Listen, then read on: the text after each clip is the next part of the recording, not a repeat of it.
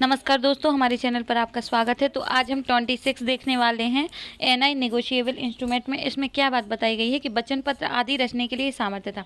यदि किसी व्यक्ति को वचन पत्र लिखना है, विनिमय पत्र लिखना है, चेक वगैरह जो ये इसमें आगे बताए गए हैं, तो इसके लिए सामर्थ्यता क्या होनी चाहिए। तो इसमें बताया गया है, इसकी एसेंशियल पहले देखते जाइएगा। पहला एसेंशियल है कि हर व्यक्ति, ठीक है, हर व्यक्ति जो उस विधि के अनुसार, मतलब वहाँ जो विधि बताई गई है उस विधि के अनुसार जिसके वह अध्ययन है संविदा करने के लिए समर्थ हो। मतलब ये है कि हर व्यक्ति जो उस विधि के अनुसार संविदा करने के लिए, जिसके वह अध्ययन है संविदा करने के लिए समर्थ हो, तो वह क्या कर सकता है, वचन पत्र, विनिमय पत्र, चेक की रचना, लेखन, प्रतिग्रहण, पृष्ठांकन, परिधान, पराक्रमण करके अपने को आबद्ध कर सकेगा और आबद्ध हो सकेगा। इसमें दोनों ही पार्टी, कोई भी व्यक्ति जो करता है या और भी जो भी पार्टी होती हैं, उसमें सभी लोग वचनबद्ध हो जाते हैं, सभी आबद्ध हो जाते हैं। ठीक है। इसमें दूसरा पॉइंट बताता है अप्राप्त वय। जहाँ की कोई अवयस्क है, कोई अप्राप्त वय है, तो लिखित का लेखन, पृष्ठांकन, परिधान और पराक्रमण ऐसे कर सकेगा कि वह स्वयं उसके सिवा सब पक्षकार आबद्ध हों।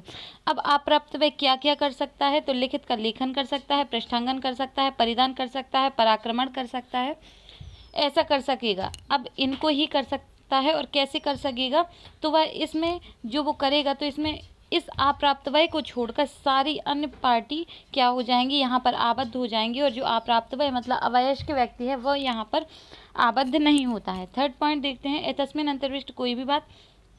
इसमें सिर्फ इतना जानना है कि यदि कोई निगम है और वहाँ की विधि के अनुसार ऐसे ही अथोराइज्ड कर दिया गया है कि आप क्या कर सकते हैं, सशक्त हो गई है कि लिखितों का लेखन, पृष्ठांकन या प्रतिग्रहण कर सकें, तो अगर विधि के अनुसार, वहाँ की विधि के अनुसार किसी कंपनी को ऐसी अथॉरिटी दे दी गई है, लॉ ने दे दी है कि आप लिखितों का लेखन, पृष्ठांकन या प्रतिग्रहण कर सकते हैं, तो वह कर सकता है। अन्यथा वह ऐसा प्रतिग्रहण और पृष्ठांकन अन्यथा वह ऐसी लिखितों का लेखन, पृष्ठांकन या प्रतिग्रहण नहीं कर सकता।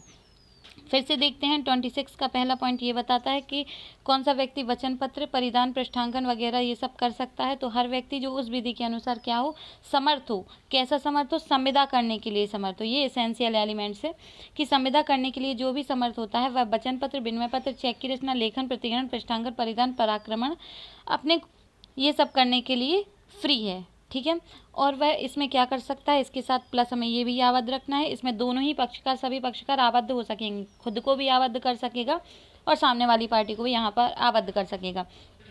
इसका परंतु देख लेते हैं, परंतु नहीं है, पर ये अपवाद या परंतु के तौर पर ही कार्य करता है कि जो यदि ऐसे में अप्राप्तवय है, मतलब अवयस्क व्यक्ति है, तो वह ऐसी लिखित का लेखन, पृष्ठांकन, परिधान और पराक्रमण, सिर्फ वह लिखित का लेखन कर सकता है, पृष्ठांकन, परिधान और पराक्रमण ही कर सकता है, और उसमें सामने वाली पार्टी को ही आबद्ध किया जा सकता है। ऐसा अवयस्क व्यक्ति इसमें आबद्ध नहीं कर सकते।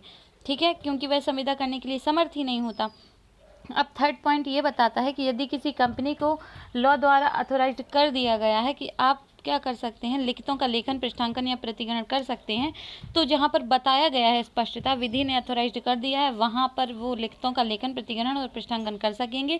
अन्यथा निगम को, ऐसी कंपनी को ऐसी लिखितों का लेखन या पृष्ठांकन, प्रतिग्रहण करने की राइट नहीं होगी। तो आई होप आपको समझ में आया होगा। आज के लिए सिर्फ इतना ही, मिलते हैं अगले वीडियो में। Thank you, bye bye.